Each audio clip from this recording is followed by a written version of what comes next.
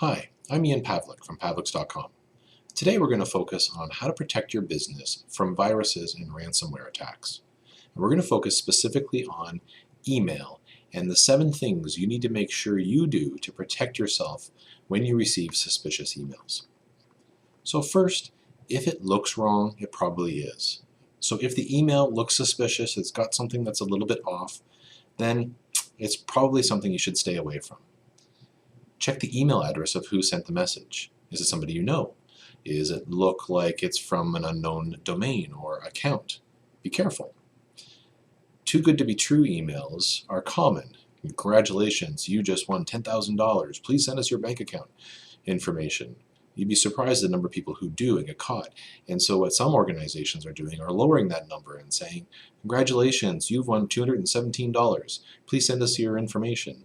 Because that number of 217 seems more realistic than something like $10,000. But again, if it's good to be true, if it's too good to be true, then it likely is not true. Ask yourself if you're expecting this email. Are you getting an email with an attachment from somebody that normally doesn't email you or from somebody you don't know? Then be careful. Careful with emails that have threats. If you don't reply to this by a certain date and time, or if you don't respond, then we may take you to court, or you may lose the opportunity for us to pay a bill. If it's not from someone you know and it's got an unrealistic threat, then again, ignore it. Never, ever, ever fill out a form that's embedded in an email. Sometimes you can get emails where it says fill in the details below and click submit or reply. Don't do that. And then careful even if the email says, hello Ian, or insert first name. A lot of people can buy databases that have people's email addresses and their first name. So they can insert it into the email and make you think, hey, they must know me, so it must be legitimate. Just be careful and still apply the same scrutiny to emails that contain your name. So let's look at a couple examples here. Here's an example where we've got an email from Anastasia. I don't know an Anastasia, and it says she's from secrets40.com, but down below she lists her email address as yahoo.com. Didn't expect this, don't know who it is, and the email addresses don't match up. Delete that email. Here's another one where it's somebody from someone I don't know who this is. I don't expect it from my.firewall. That's not a reasonable email. It's got hyperlinks to a different email address at the bottom. Again, I don't know who this is. Delete it. PayPal. You might get a lot of these. You'll notice at the top it says it's from PayPal services@apple.com. And then down below it talks about a website confirmed-identity.me.ma.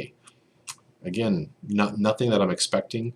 I didn't do anything in PayPal, and these email addresses don't line up. It's suspicious. Delete it. Here's another one from FedEx. This is a common one. You may get an email saying, hey, you got to confirm a delivery, because sure, maybe every day you receive FedEx deliveries, but this is a very common scam. That if you look down below, it talks about, contact me at superposta.com. Again, if it doesn't smell right and doesn't look right, then delete it. With respect to attachments, this is the most common way that you can get infected by viruses or ransomware. Never open an attachment from somebody you don't know. You have business relationships. They may send you Word documents and files on a regular basis. If it looks like it's something reasonable and something you're expecting, great, open it. But if it's from someone you don't know and it looks a little bit suspicious, just never, ever open attachments. And never open attachments that end in .zip or .exe, even if they're from somebody you know. Viruses might have affected that person, and then from their computer it would have sent out to everybody in their address book an email that contains a virus in an .exe file. Don't ever open up those as attachments. So here are a couple examples. Here's one that often the common scenario is looking at invoices. We get an email saying, hey, here's the invoice, please pay right away.